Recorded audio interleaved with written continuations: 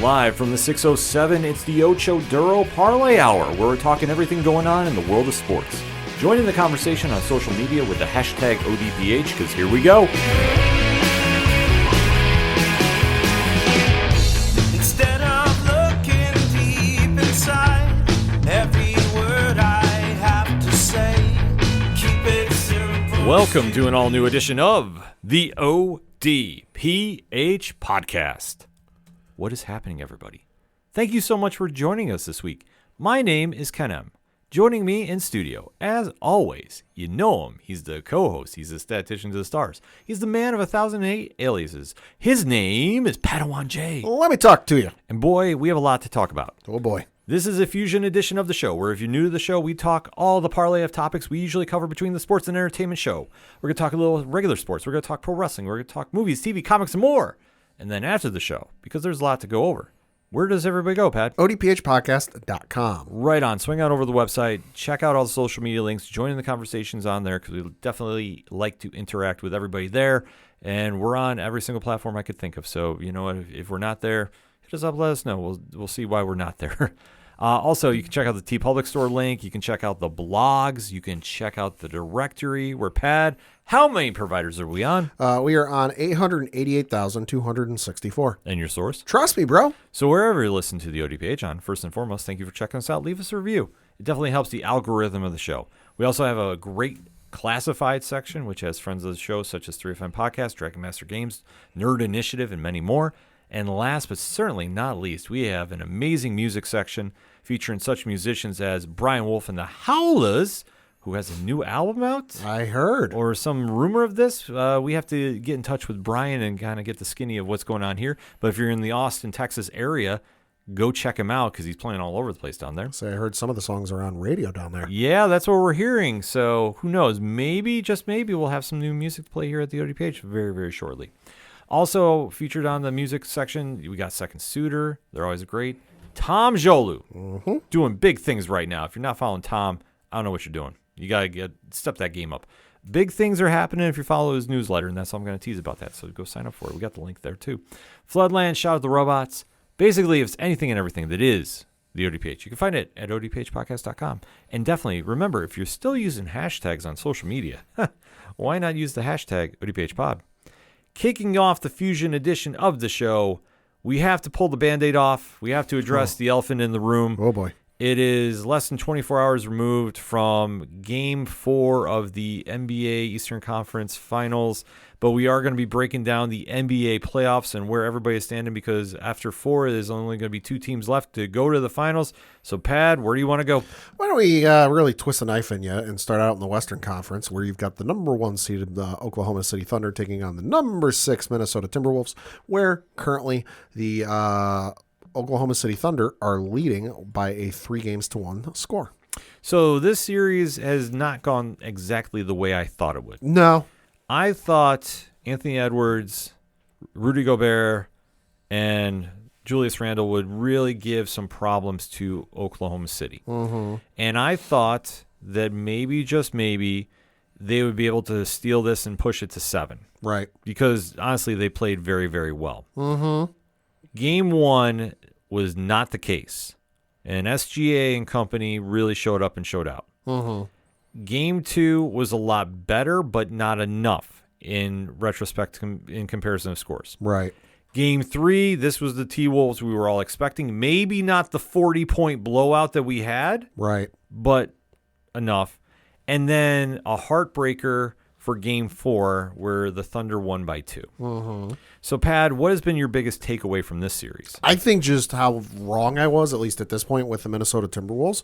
I was a lot like you. I figured with the experience with Minnesota, while finally taking that next step into the NBA Finals, the Oklahoma City Thunder still on the come up, still a little young, a little.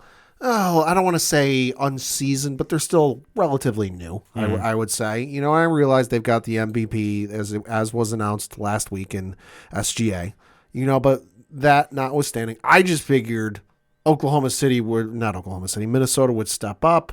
They'd show everybody, hey, last year was a fluke. I know everybody picked us to win it, and we didn't necessarily deliver. This is our year. And it's kind of gone in the opposite direction of that.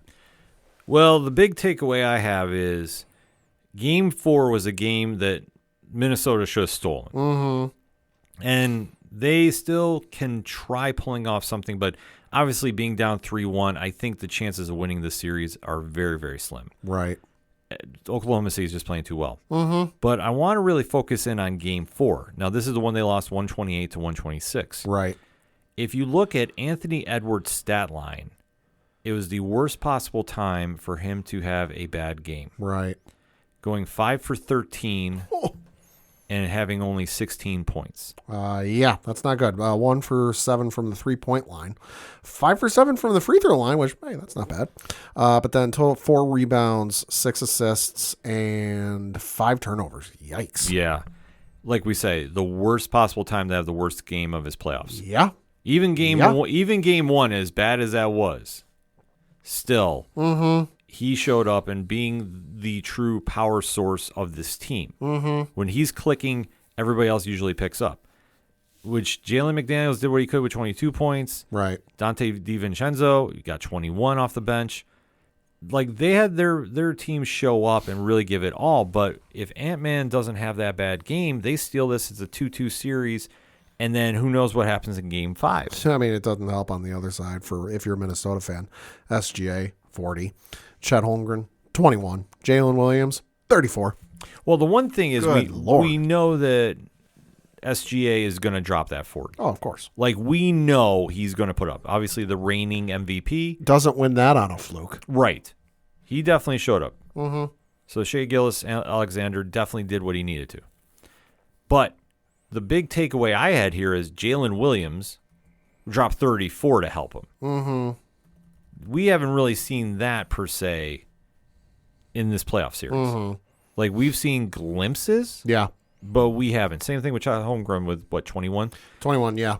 So when he's finally getting some help, yeah, they're showing up and doing well. Right. But, I mean, if you take a look at, like, the previous games, Game 1, Williams had 19, Holmgren had 15, and granted, they won big. And then for Game 2, it was kind of more of the same sense. I don't even want to get into Game 3 because Game 3 doesn't matter. They got blown up by 40. Game 3 is an anomaly. Yep.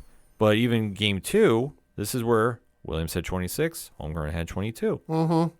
He complimented SGA's 38. So when the team is clicking, they're doing well. But on the flip side, Minnesota needed to have a counterpunch for him, and they didn't.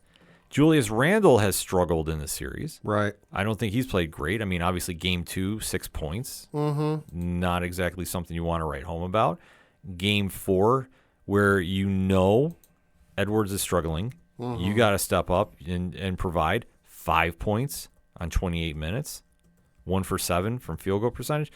And obviously, watching him play in New York, I know that he kind of goes in waves like this. Yeah. It's not to say he's a bad player, because I will not say that. But in these situations, when your star is struggling, Yeah. you really got to get some help. Now, granted, McDaniel stepping up is huge. Yeah. And then off the bench, DiVincenzo and Nikhil Alexander-Walker dropping 23. Like, that helps. Yeah. But for Randall, I mean, it's a tough break, but it's a heartbreaker right there because that game was in their grasp. Right. And now they have to head back to Oklahoma City. Yeah. That is not going to be a very good environment for them to come into. It's very loud. I think that series is done tonight. Could be. As we record, I think that they're going to have that big of a struggle against them. Yeah. I'm not going to say they're going to get blown out, but I think this is going to be within 6. And I think Oklahoma City punches their ticket to the finals. Here's what I was looking at the box score for Game 3. Here's what's and I said this game's an anomaly. I can't remember. I think the last time I can't remember the last time I've seen this in a box score for the NBA, where I'm looking at NBA.com box score, and all the way to the end of the box where they've got the plus minus, or basically how many points swung in that direction when that player was on the floor. Plus, good. Negative, bad, obviously. Every single player for the Oklahoma City Thunder in this box score, with the exception of Ousmane Dieng and Dylan Jones, was in the negative. Ooh. Jalen Williams, minus 31. Isaiah Hartenstein, minus 31. Luguentz Dort, minus 22. Shea Gildress-Alexander, minus 32. Carson Wallace, minus 30. The only reason Dylan Jones and Ousmane Dieng are in the positive, well, Jones had 2 and Ousmane had 0. Good Lord, I've never seen that. Well, like we say, Minnesota came out swinging that night, and they knocked them out. But that's how they should be playing. Yeah. They knew the pressure of if they went down 3-0, it's done. There's no chance they're going to run back 4 on them. Yeah. So now that's where the big difficult task is for them. I just don't think they do it. I think that game was so draining that there's nothing left in the tank. And if Minnesota can pull it off, hey, more power to them. I just don't see it happening. As much as it pains me to say it about my beloved New York Knicks. Oh, yikes. Because they're now down 3-1 to Indiana. And I have a lot of things to say about this. Pat, I will let you go first before I go ranting. Yeah. So currently the Indiana Pacers, the 4 seed, are up on the 3 seeded New York Knicks by 3-1. Game 1 went to the Indiana Pacers in overtime, 138-135. Game 2 went to the Indiana Pacers, 114-109. Knicks bounced back in Game 3, however, with a 106-100 victory. And then in Game 4, which was last night as we record, Indiana came out with the victory by the final score of 130-121. I'm unbiased in this, and shocking as that may sound, I like the NBA. I can watch the NBA. If I have to see a team do well, I wouldn't mind to see the Knicks do well. I don't actively root for them. You don't believe me? I will send you my preferences on, that's true. On the ESPN app for my favorite teams. The Knicks aren't there. I'll even send you the one for my Apple Sports one because I have an iPhone. Knicks aren't on there either. So I would like to see the Knicks do well just because, hey, I'm in New York. I'm a New Yorker. So, it is what it is. I'm a little surprised just because I expected this to be a little bit more closer than it's been. And obviously, Game 1, close, 3-point victory for the Pacers, but it just seems like the Pacers have more control. They have a better handle on things. And it just seems like every team has a bad game. Every team has, an off night. You can try and tell me otherwise. Listen, not everybody's the 1992 Dream Team. Or the Redeem team that's blowing out teams by 45. Every team in the NBA has a bad game. And I think that's what Game 3 was for the Pacers, that, hey, you know what? It was a bad night. Things went the Knicks' way. So I'm a little surprised. I never in any sense or possibility was like, oh yeah, Knicks in 4. Knicks in 4. I never considered it the same NBA 2K on easy, with sliders turned up or whatever in the Knicks' favor. I figured this would go away, but in all honesty, unless Thibodeau gets his what together, this is over. This is over on Thursday. I don't care. It's in the Garden. I don't care. That crowd's going to be raucous. Indiana, I feel like, has such a stranglehold on this series that there's very little the Knicks can do to pull it out. Okay. The thoughts, views, and opinions are that of Ken M. Do not necessarily reflect that of the ODPH or Nerd Initiative. Listener discretion is advised. So this game can really be, or this series can really be summed up by a few key plays. One is Game 1, where the Knicks had a 17-point lead late in the fourth quarter, and decided to take the foot off the gas and try coasting with their defense. Their defense, which is the one that beat Boston and knocked them out. Their defense, which got them that 17-point lead when they were playing real physical basketball in New York. The crowd energy was crazy. They were allowing, though, at those last moments for people to get open and get some shots. Now, am I going to say there was some bad officiating? Yes, on both sides. When is there not? But I will say there was an egregious non-call involving a goaltending, which would have iced the game in overtime. And prior to that, there was a very awkward foul challenge that went in favor of the Pacers when it should have been a lights-out, open and shut case for the Knicks, which was mentioned by the announcers. Even when Reggie Miller is saying why is it Mr. Pacer himself. Yeah. That's a problem. Yeah, it's not a good look. And that's what allowed Halliburton to get that last shot off. Robo refs, calling for it now. Well, you almost think you need it at this stage because Halliburton hits the luckiest bounce shot in history. And the fact that he was so arrogant. Luckier than Kawhi's? Oh, that bounce? Yeah. Wow. Oh, if you have not seen that shot No, I haven't. that knocked him into game 4, that shot, he throws it up. It hits the back of the rim, goes straight up, and you can't tell if it's going to go over the backboard or down. Oh, wow. And it comes straight through the hoop. Oh, wow. And then he immediately does the Reggie Miller choke sign. Okay, that I did see. That was the shot that he did it. That I did see. Okay, I didn't Yeah. see. I didn't see what preceded that, but I did see that photo. I'm like, ooh, that's a choice. Oh, it was a choice. And it was a dumb choice because the minute he does this, this is what should have riled up the Knicks and had them go crazy. And they didn't.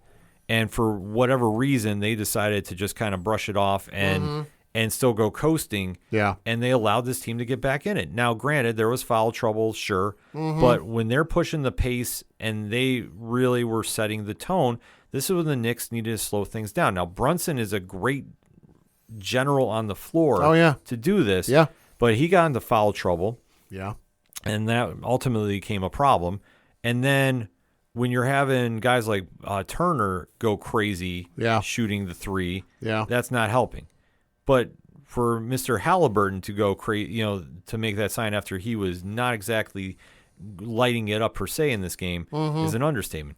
But the Knicks got a little lazy on executing their game, and plus they tried outrunning the Pacers, and they're not built for that. Like, that was the whole key point. It's like you literally played their game instead of yours. Yeah. And in that entire game, Halliburton, they took advantage of the moment, and Halliburton, he throwing up that prayer shot.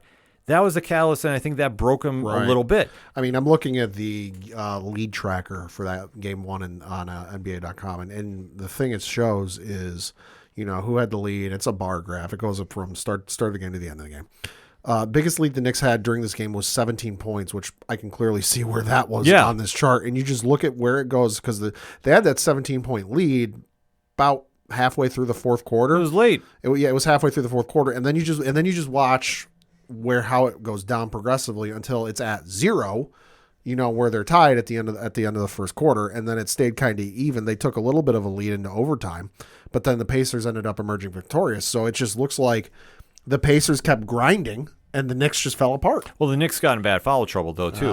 But the thing was that OG goaltending that wasn't called, that would have iced the game. Right. That would have iced it. I'm sorry. Like, that still would have. And the Knicks would have won game 1. Game 2, they still, I'm going to make the weirdest comparison, but listen, I saw this online too. Okay. They pulled in Atlanta Falcons. They had that hangover that leaked around, which I will say, somebody made a meme of that on social media. It was hilarious too, by the way. The Falcons logo with Knicks colors. But it was true though. That's exactly what happened in game 2.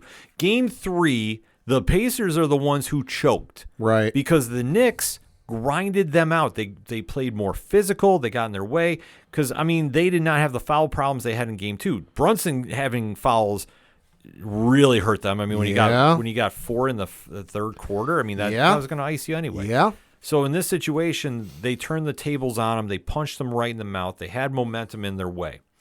Game 4 drops like this. Towns hurts his knee in a collision in the first 3-4 minutes of the game. Right. He's limping the entire time. And unfortunately is now broken. He is questionable for game 5 with a knee contusion.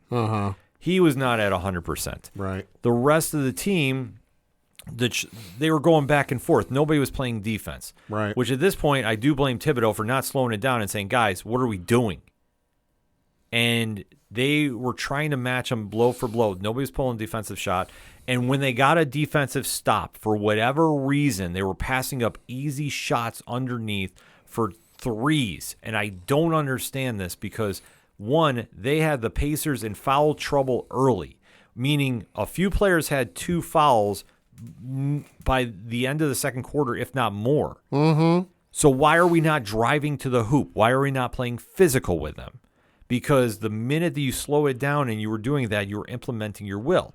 But they come out the second half, and I know you got the stat tracker up there. I'm looking at it. They went on a 13-0 run, the Pacers, to start out the second half. Yeah, holy smokes. And they never looked back. They were shooting something, I want to say at one point it was like, 70% on the floor or something? At least, insane? yeah. And then they finally came back to earth. I mean, I'm looking at the lead tracker, Yeah, that's what I mean. and the biggest lead the Knicks had all game was 2. And again, this whole NBA.com, yeah, you can look it up or Google search it for Game 4, but the biggest lead they had was 2, which happened on 2 occasions, and then they had a lead 1, 2, and so they had the 2-point leads. Then they had a third lead, 4th, 5th, 6th. So they only led 7 times in this entire game. And you just look at how one-sided it is towards the Pacers. Yeah, no, that's Holy smokes. That's the whole thing. Like I said, the game tracker just said it right then and there. Yeah. So when you're watching that, watching it unfold, the Knicks just had no counter punch. Uh-huh. They were getting muscled around. Thibodeau, to his credit, it worked in Game 3 where he actually used his bench for once and people had rest. It was insane. But he went away from what worked. Miles McBride played out of his mind. Yeah. And should have got more time on there. I understand he sat Brunson, and the plus-minus ratio is insane. Absolutely wild for what you saw in this. But when you start looking at how the starters were playing for the Knicks, this is a question of, okay, was his big switch-up really worth it? Now, granted, he started Mitchell Robinson over Josh Hart. Mm-hmm. You can argue that worked. I don't necessarily would say it did. Well, Robinson was a -20 for that game. Hart was a -1. Yeah. That's the whole thing is like you take away what Hart does with the defensive rebounds, which, he got 11 rebounds. Robinson got 7, which is insane. Sometimes you don't need a guy to be the scorer. You need him to just get rebounds. Right, which, that's what Robinson usually does. Hello, Dennis Rodman. But in this situation, they needed something more, but they needed a stronger defensive presence. They did not have that. Why is Deuce McBride getting only 3 shots? Mm-hmm. That's foolish. Mm-hmm. 1 for 3 and 1 for 3 from the field. So all of his shots were from the 3-point line. Yeah, because he was 1 for 3 from the 3-point line. Yeah. Meanwhile, if they had drove, they would have been fine. Yeah. And the thing is, they let Siakam and Turner muscle him around. Siakam, more importantly, too. Siakam put up 30. Holy smokes. Yeah, he had a career game, in my opinion. Halliburton had 32. Naismith had 16. Turner had 13. And the biggest argument I have here. Who the hell is Benedict Mathurin? He had 20. Oh, yeah, they went deep in their bench. Lord. Well, that's one thing. I will give the Pacers this. They go deep on their bench, and that's a true testament to what Carlisle and company are doing there. I got to give Benedict credit. He put up 20 points in 12 and a half minutes. Oh, yeah. Well, he was getting a lot of shots. That was the whole thing. The Knicks were playing sloppy defense, especially in that second half. Right. They came out sleeping, and that's what caught them in the end. They got it near 6 late in the fourth, but they just could not make a shot when they needed to, and they were not playing tight defense. And I'm sorry, this is a situation you need to do it. OG had a terrible game in this matter. I agree, he had 22 points, but defensively, he needs to be the one to lock in Siakam, and he didn't. Mm-hmm. Bridges, he did not have a great defensive game. And Towns was playing on one bad knee. I will give him a pass on this. Sure. Because he was trying to, not that he's this great lockdown defender, he's not. But I will say this. Now you go to Game 5. Mm-hmm. If Towns is out, I don't see them winning this. It's a wrap. It's got to be a wrap. You got to play near perfect basketball for this to work and pull off a miracle. I don't know if we've ever seen in the NBA. I realize 3-1, it's been done before, blah, blah, blah, blah. Well, yeah, but that's a different scenario. Right. But so you got to pull off a miracle. Yeah. Just to do this. And I'll be honest, I don't, like I said before, I don't care the Game 5 is in the Garden. I don't care what the point spread is. I don't care if Dolan all of a sudden has a euphoric moment or a moment of clarity and decides to let every former Knick sit courtside just for that moment and that presence. It ain't going to matter because Indiana has just been too good and they've had your number this entire time, albeit minus the 1 game. Well, that's the thing. They need to go in and they need to play the lights out defense. They need to go and do what they did against Boston. And the problem is they haven't done it in 3 games. Yep. That's the biggest problem that is just glaring. I'm trying to find a better word to say it, but listen, it's not. Yeah. And granted, they're 5-point favorites going into this, even with the Towns, which is kind of wild to me. Mm-hmm. Could they steal this game? Absolutely. because I could see the Pacers going in overconfident about this. And say what you will, they're not a team that is going to be ready to ice them. I just don't think they're ready to ice the Knicks and put them, on the shelf and go to the finals just yet. Game 6, that could be a whole different ball game. Right. But for the Knicks to pull this off, they could, but they have to play lights out defense. If they somehow find a way to do that, they have a shot. Not a great one. If you want me to give a percentage, I'm going to say 20%. Okay. 20% they got a chance to win this whole series. Will they win Game 5? I'm going to say yes. I don't think that they're going to shut down the Pacers because I think the Pacers are going to come in overconfident. Yeah, that could be. And that's the only thing. I think that they're just riding high too much right now. Plus, I just think there was a lot of stuff I was seeing on the court that if the Knicks really lock it in for Game 5 at least, swing some confidence back their way, Game 6 is wide open. And if they commit to what they need to and they can get Bridges and OG to play defense and get McBride more shots, then they can give a run for the money because I don't think the Pacers are a better team. I really don't. I'm not saying this with a bias. I'm just saying from what I've seen, they're letting Siakam play like a lights-out all-star. Right. Halliburton, I think, is overrated because he's shooting 3 points uncontested. When you're not giving him real contested shots, he's nailing it. But you know what? If you're in the NBA and you have a wide-open shot, you should be nailing it. You got to take it. There should be no question about that. But this comes down on Thibodeau. He better game plan for it. He better have it executed. If you don't have Towns in that lineup, somebody's got to be the catalyst to score points. Oh, boy. Because if he's not there, sure, you can play Mitchell Robinson, but you're going to need somebody else to have a career game to step up and allow that Game 6. Then all bets are off.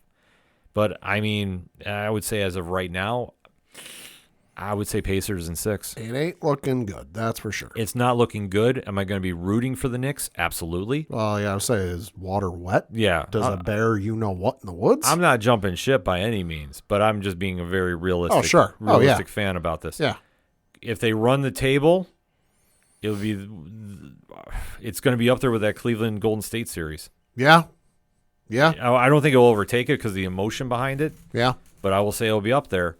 And then if not, could I see Thibodeau being fired after this series? Absolutely. Oh, 100%. I could see it. You had a team knock off, the reigning, defending, undisputed champs, and however many games it was, shocked the hell out of everybody that not a lot of people outside of the tri-state area gave the Knicks a chance.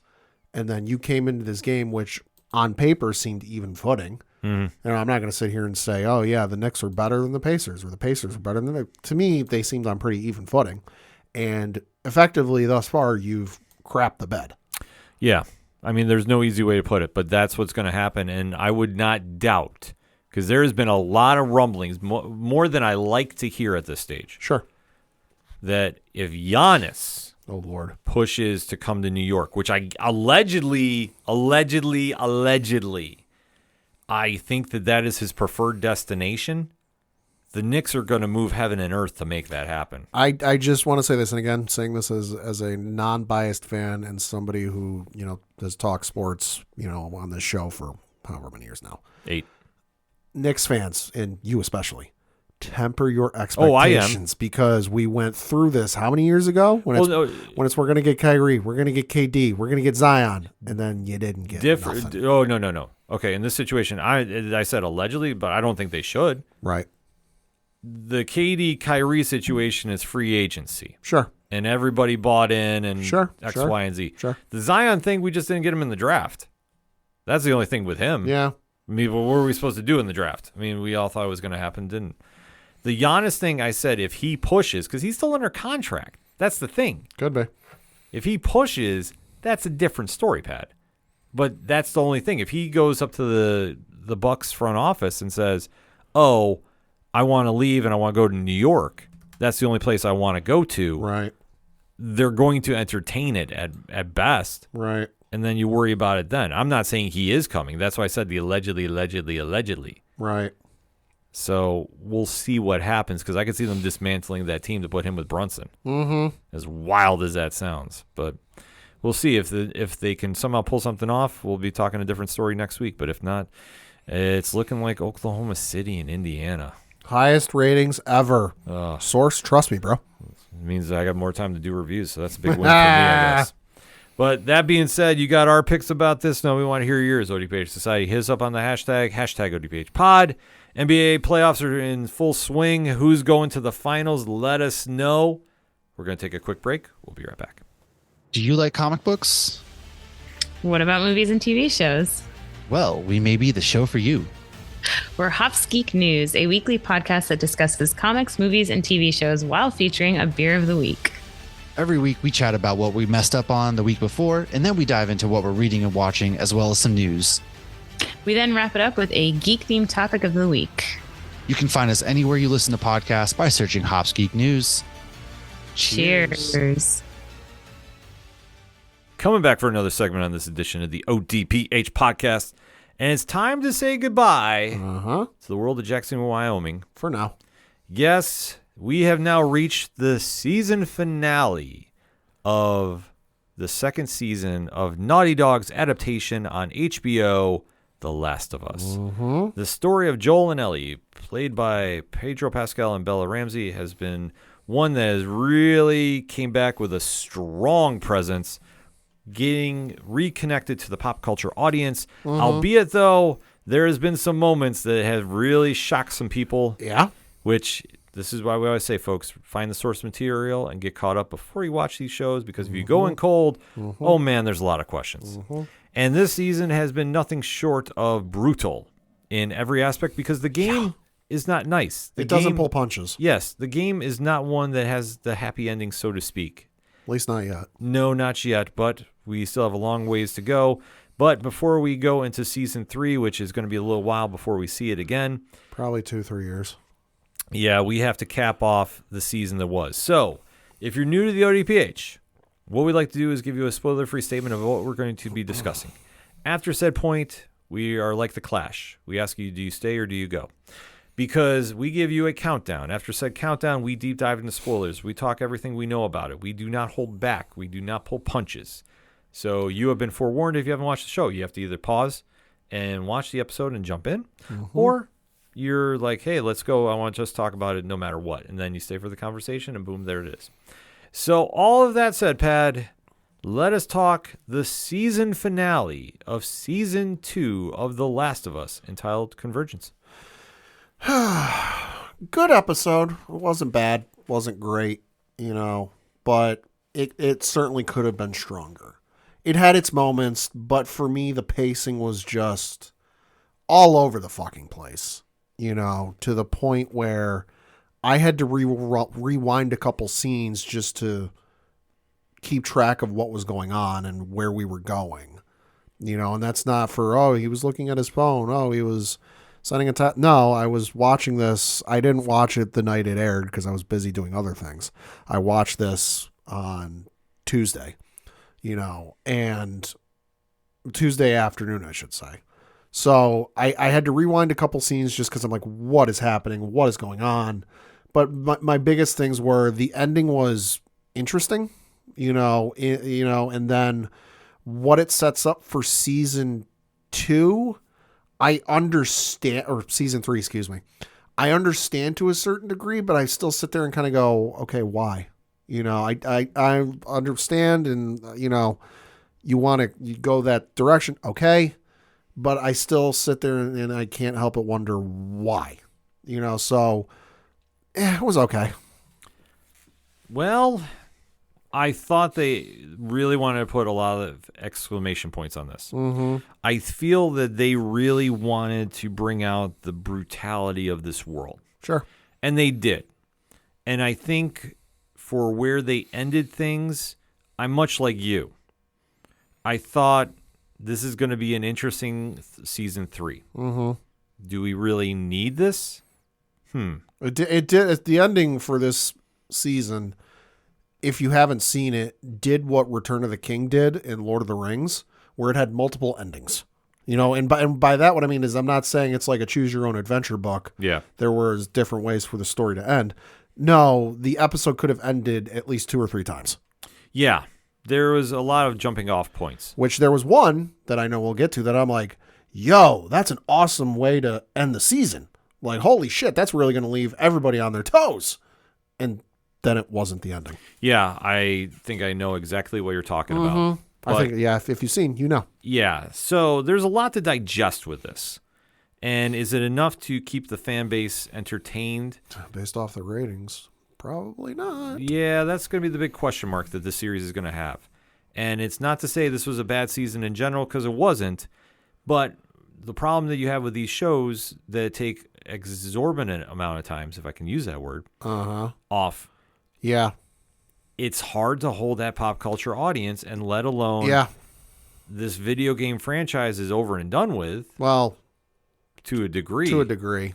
But I'm saying it's not exactly the buzz franchise it used to be. No. Now, granted, there's a lot more interest in this franchise now because of the show. But convenient enough they're re-releasing it for like the 5th time. Right.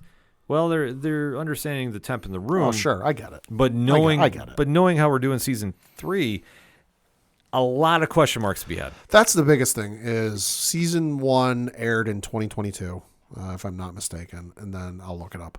And then this season aired in 2025.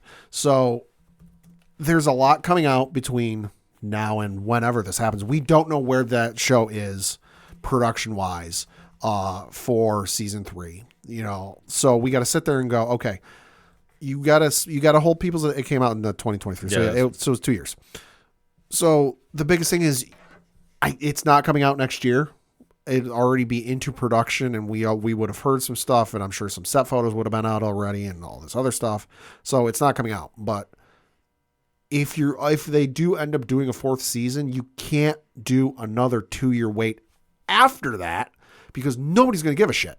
Because there's a lot coming out on HBO alone, not to mention Netflix and Hulu and regular cable, you know, plus the theaters. Are you going to be, and Prime, almost forgot Amazon Prime Video.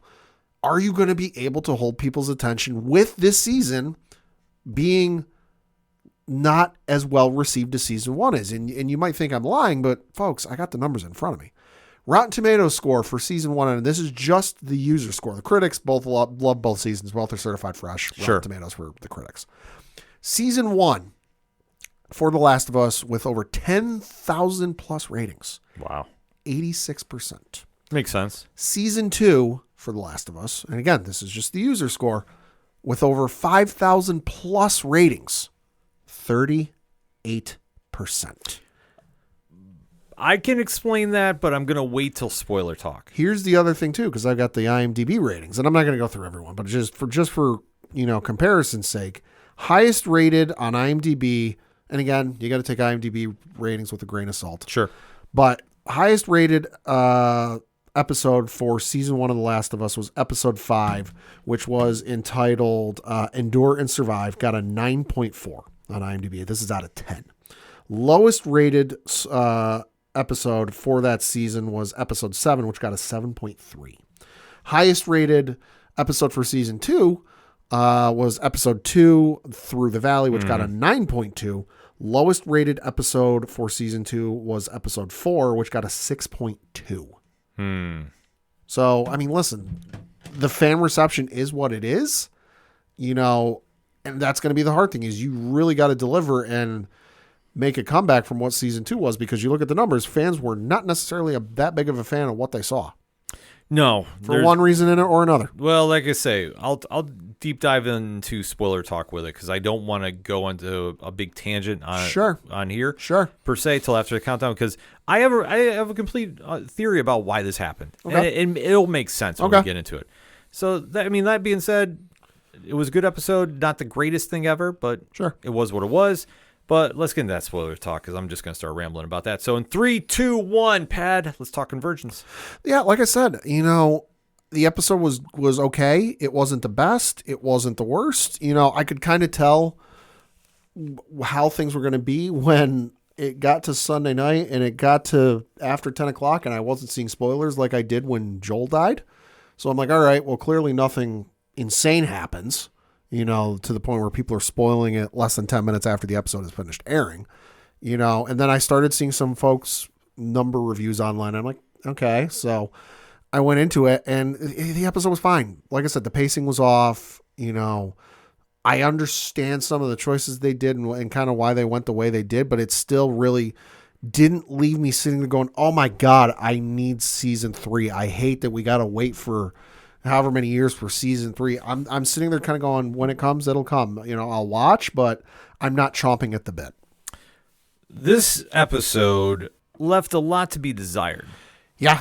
Because where they were trying to go with this is they wanted to make a lot of exclamation points. They wanted to get pop culture buzzing about this. They wanted it to be, a typical Game of Thrones. Well, I won't say Game of Thrones, HBO season finale. Right. Oh my God. And is all the water cooler talk the next day. Right.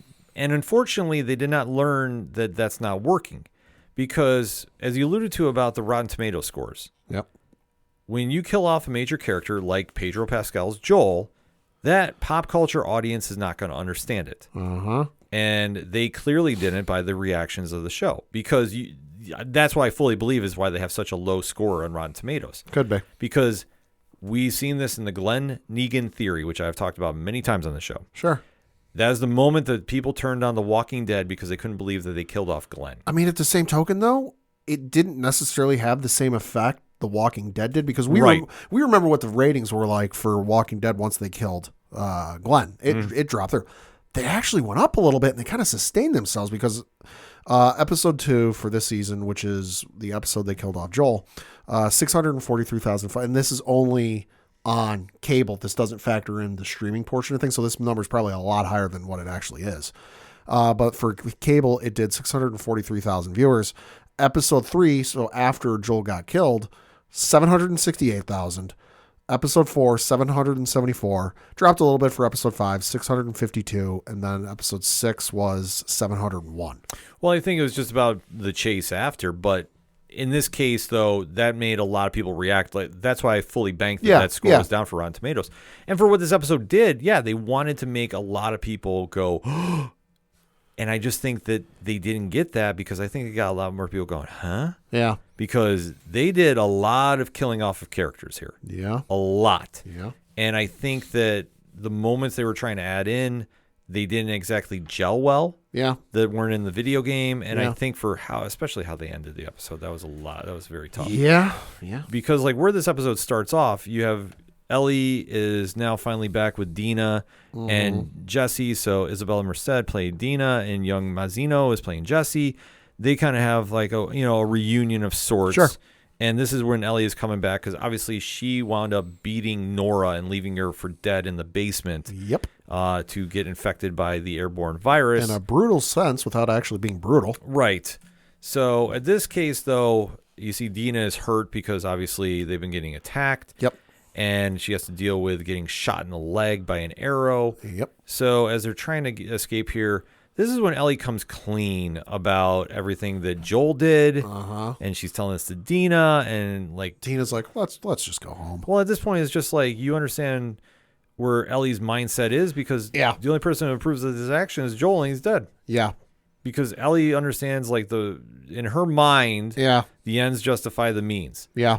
And in this situation, it's no matter what, we're getting vengeance for Joel because Joel risks his life to save mine. Well, and plus, Dina, I think, was on board to a point where she's like, all right, Ellie wants to go in, get Abby, get vengeance, all this other stuff. Okay, that's fine. And then they got to Seattle and saw, because they went up against a total unknown. They didn't know how big this crew was. They didn't know how far their reach was and all this other stuff. And that's when she got there and went, oh, we're so far out of our element. We have no business being here. Yeah. But Ellie is like, I don't care. Let's do it anyway. Well, Ellie has literally nothing else that she wants in her life. There's no other purpose. Yeah. The purpose is to take down Abby. And then I don't know, after she does that, if she does that, where does she go? Yeah. That's the big question mark we don't know as fans. It's Joker without Batman and vice versa. Exactly. So there's a little break in the action, though, as Dina is now jumping ship and wants to go home. Yeah. That there is a call that they intercept From one of the bad guys' radios. Yep. And they hear about a sniper. Yep. And at this stage, Jesse thinks it's Tommy, who's played by Gabriel Luna. They came in together. Yeah, so it makes sense. So he's like, Tommy needs help. I'm going to go help him. Yep. And then all this point, Ellie is like, well, time to get back to work. Yeah, so they're at an elevated position, and she sees this aquarium and goes, this is where Abby is. She has to be there. Yeah. I'm going to leave you, get on a motorboat, drive across this body of water in a freaking monsoon, Yeah. and I'm going to go get Abby. Yeah. It doesn't work. It does not work. She almost dies. Yeah, this was oversaturated, I think. The CGI special effects on this was not the best. No, this really looked like they just tried emphasizing the dangers that she was trying to do, and I just thought this was just too much. Oh, it was, because this whole sequence that takes place once she gets to this island was something after the episode, they said they wanted to include in the game, but for whatever reason they didn't, so they decided to do it here. Utterly pointless. Yeah. Other than one of those, well, as you alluded to, they wanted to go for shock value.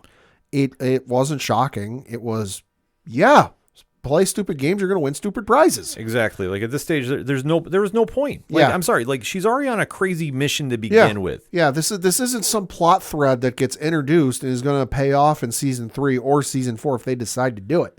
She showed up, something happened, it ended. Yeah, like during the sequence, I was expecting to play Flight of the Valkyries as she's blazing through the water. It might have made it better. Yeah, like I say, because Ellie was like that committed to do it. But then when she goes and survives, well, this is when she washes up on shores. There's a young child that sees her. The boat's there and she washes up on shore. Yeah. Yeah. And when she's there, well, as she's walking around, she runs into the cult. And she recognizes the kid from earlier in the season. The cult tries to hang her because, hey, she is an outsider. They don't care who you are. They're gonna kill you. She tries pleading with the kid, like, no, hey, I helped you. You can help me. Like, let me go. No, they do the whole, Roman Coliseum thumbs down. Yeah. No, you're dead. And the only thing that saves her is like an explosion or something in the background, and they all scatter. Yeah. So after that, they deem her a threat, and they try unaliving her. Yeah. They now let her go. Yep. And this whole scene is like was a roadblock for no reason. It's like they realized, oh shit, we need to get another 5 minutes in the episode. Just write this in. Yeah, and it just doesn't make sense. No. So Ellie finally makes her way to the aquarium. So after all this time, she now finally gets there. Uh-huh. And then she runs into a pregnant Mel and Owen. So two of Abby's gang. Yep, and we're there for the incident with Joel. Yeah. And they look and go, holy crap, like, what are you doing here? You're here. Yeah, and she's like, yeah, I'm here. Where's Abby, mother? And what is it? The guy Owen tries pleading with Ellie, like, hey, I let you live. Yeah. We let you live. You owe us one. She's like, I don't care. So and Ellie goes, oh, you guys were talking about Abby. You need to tell me where she was. She goes, and they go, no, we weren't. And she goes, yeah, you were. I heard you before I walked in the room. Here's what we're going to do. She comes up with this crazy idea. The crazy plan. She has a map there. They have a map. She goes, here's what we're going to do. You're both going to tell me where Abby is, but you're going to tell me separately. And you better point to the same spot or you're dead. And at that point, Owen goes, yeah, sure. Reaches for a gun. Ellie shoots and kills him. Yeah. But in shooting him, the bullet hits Mel in the neck. Yeah. And all of a sudden, Mel is now dying. Yep. So she's now dying on the floor. She's begging Ellie to deliver her baby, which unfortunately she can't do. Gruesome scene. It's a very horrific scene. And so now at this moment too, Jesse and Tommy have to be the ones to rescue Ellie. Yeah. And once they get back to the theater where they've set up home base, well, there's a little bit of a disturbance as we see. You know who shows up. Yep, because we see Jesse and Ellie running to the door. Yep. And as soon as they come out through the door, Jesse gets shot in the head. Yep. Instantly killed. Yep. Tommy is injured on the ground. And who is holding him down? Abby. Uh-huh. So there is the reunion showdown going on between Ellie and Abby, played by Caitlin Dever. And Abby is ready to kill Tommy because she thinks Tommy killed her two friends. Yep. And Ellie goes, no, that wasn't him. That was me. It was an accident. I'm sorry. I didn't want to do it. She's all of a sudden having, one of those conscious moments of like her conscience is speaking to her and going, oh my God, I screwed up. Abby doesn't care. Abby looks at her and goes, oh, so it was you. Bang. Yep. Cut to black. Thought it was the end of the episode. Should have been the episode. And I'm sitting there going, holy smokes. Great ending. Yeah. And then it wasn't. No, then it wasn't. And this is where I feel they dropped the ball. Yep. Completely. Yep. We now get this flashback sequence of Seattle Day 1 where Abby is woken up by Manny saying her that Isaac has now summoned them. So now this is tying in some other members that we've seen from previously in this season. One being the Isaac played by Jeffrey Wright, who is the leader of the WLF. And when we saw him the last time, it was not exactly a friendly visit. So now things are just going to get a little more out of control because where they leave things off is literally at Seattle. The Seattle Seahawks Stadium. Yep. And it's Seattle Day 3. So now you're seeing day 3 of something. You're seeing the formation of the WLF. That's the way I took it. Yeah, I did too. And that's how the season ends. Yep. So there's a lot going on. I mean, acting wise, listen, it was great. Acting wise, I'm taking nothing away from Bella Ramsey. Bella Ramsey was phenomenal. She did great. She has been like literally the only reason to watch the show. She's even been better than Pedro Pascal. I'll say it.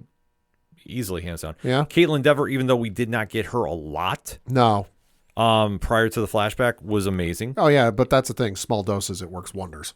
Yeah. And then the over-the-top deaths, though, I thought took it away a little bit.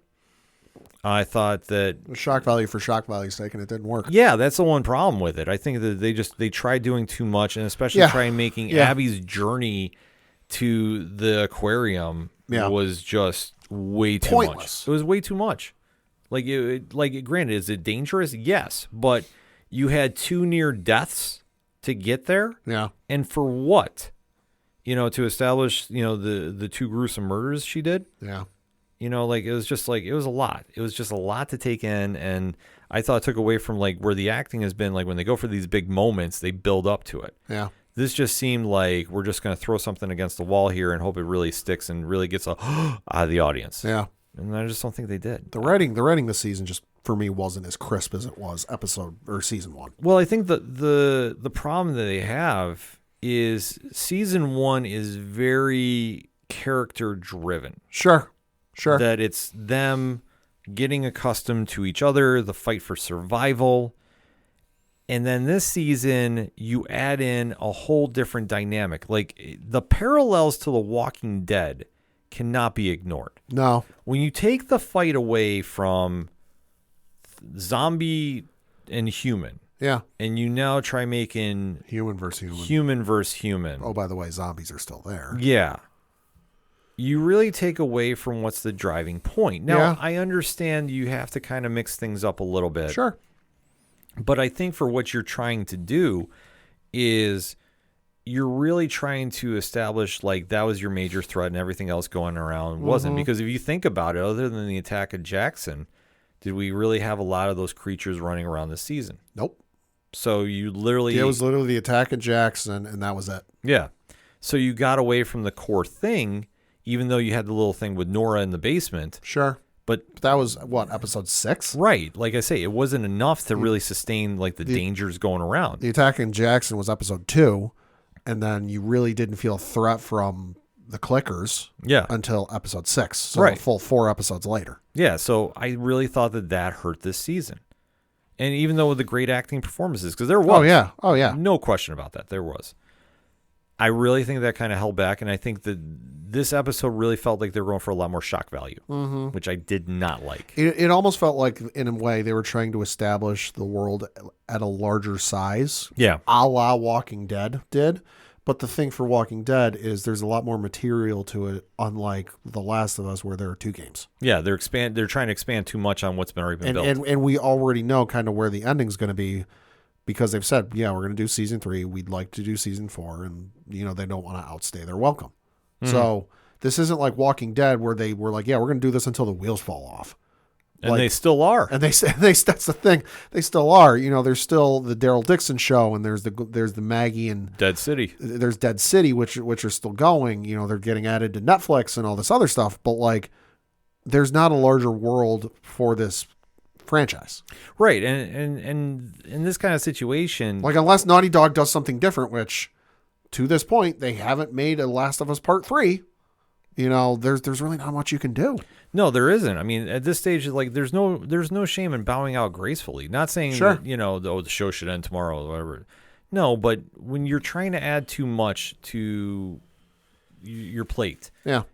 eventually something's going to fall off. Yeah.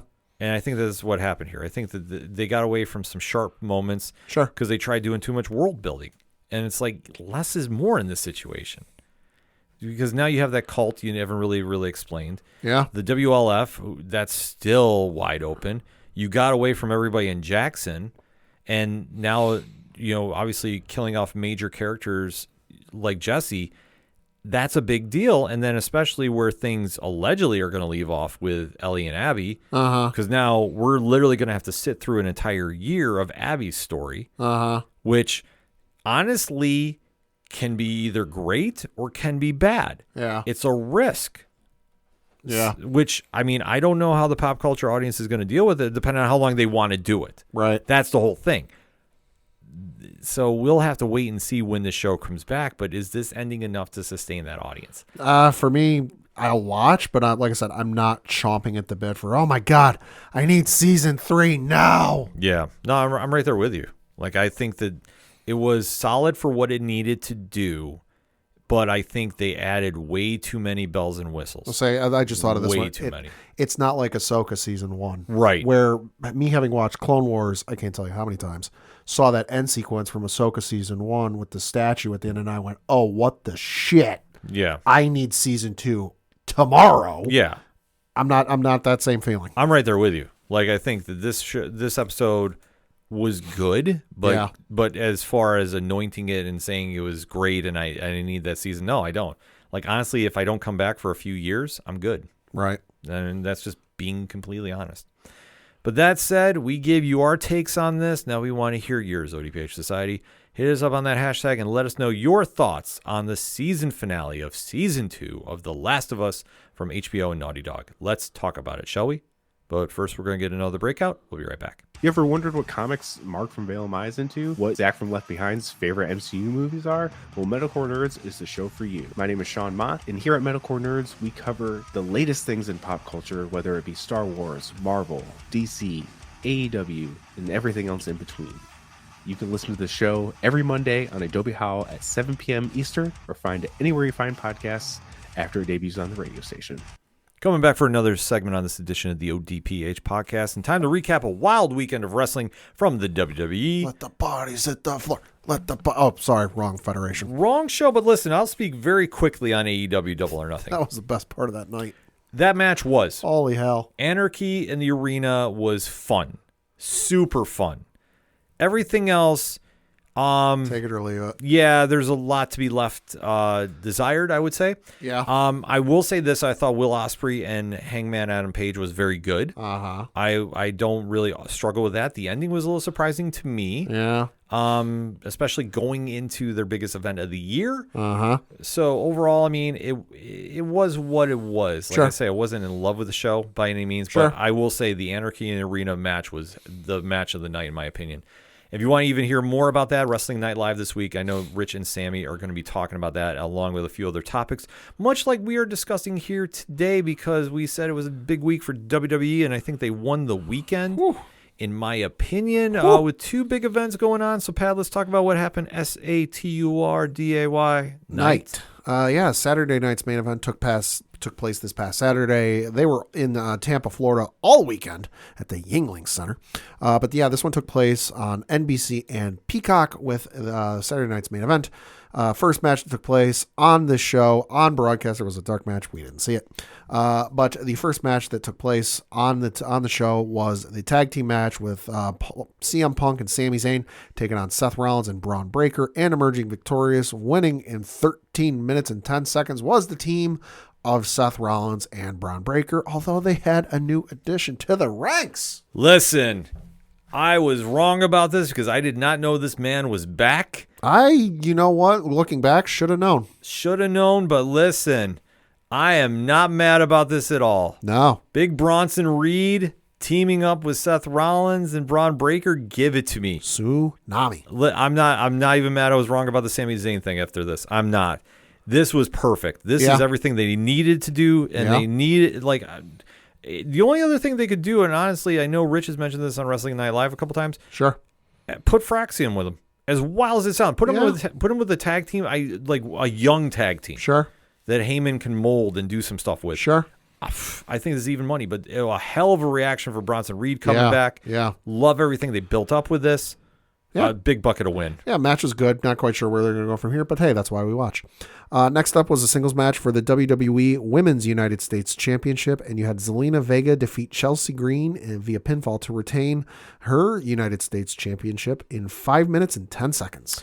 A little surprised, but then again, not really. Yeah.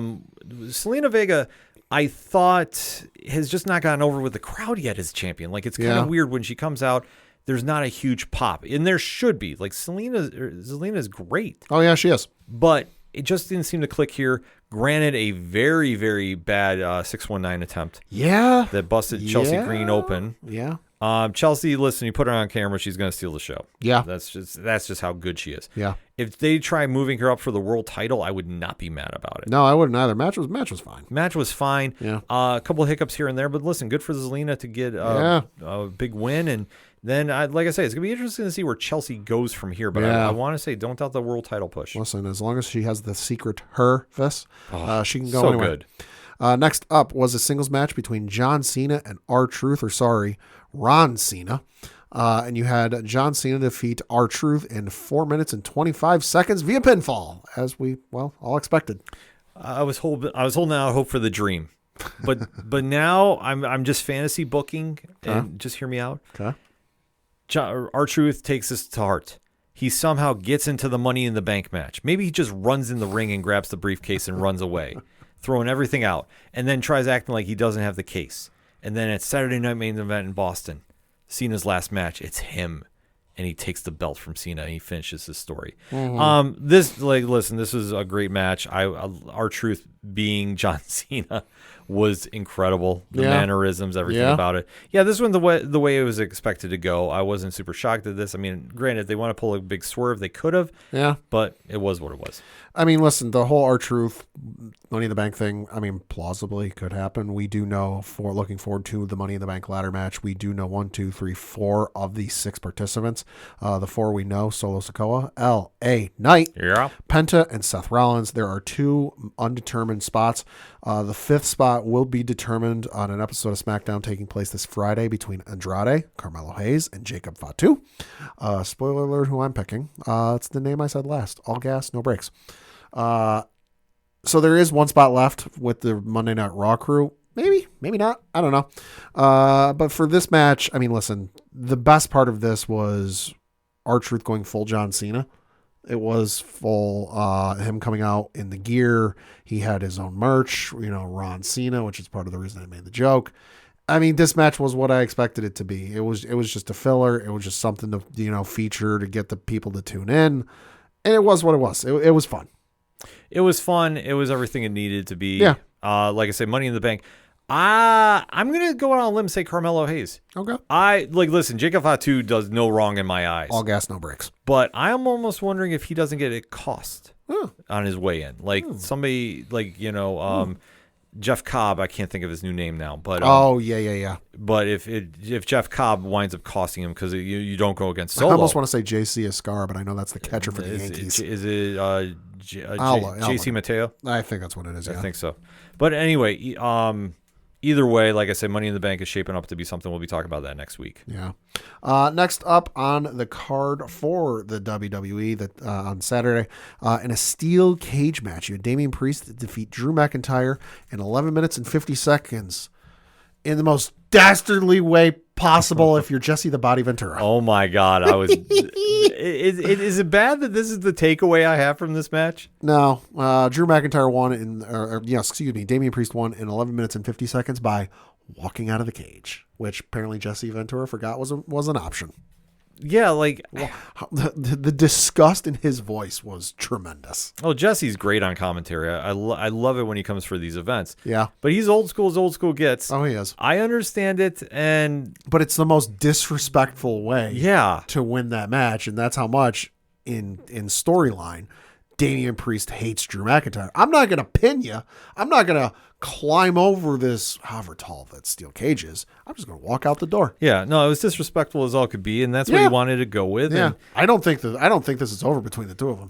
I mean, it is for now. Yeah, I will yeah, say, yeah. because the steel cage has to be the blow off match for a bit. I mean, because there's only one other way you could go. Hell in a Cell. Right, but I mean, you just had a steel cage match. What are you going to do there? Like, yeah. that's the only thing for right now. So I would not doubt that Drew goes away for a little bit. I mean, Could be. there's rumors he's involved in a movie. Well, it's either a movie or he's hurt. He's working. I think I've read he was working through some injuries. Yeah, so I think he goes away for a while. If they want to have him come back, like he's earned enough time off. And he's re-signed for days. So folks, we don't got to worry about that. Yeah. If he came back and like let's say he shows up before Hell in a Cell and he decides to hit him and then go that okay, then you have a storyline you can mess around with. And then the main event of the evening was a singles match for the World Heavyweight Championship with Jey Uso defeating Logan Paul via pinfall in 9 minutes 45 seconds. But of course, a little bit of shenanigans with this one. Yeah, this is one that they kind of tipped their hand a little to. John Cena had a run-in with Jey Uso in the back and said something like he's now on this would ruin wrestling if you lost to Logan Paul. Like the gimmick, I will say this. I'm not in love when Cena cuts promos like this. Yeah. Because it comes off too corny. Well, and the whole Cena, and I can't take credit for this. I saw somebody bring this point up online and I leaned to agree with them.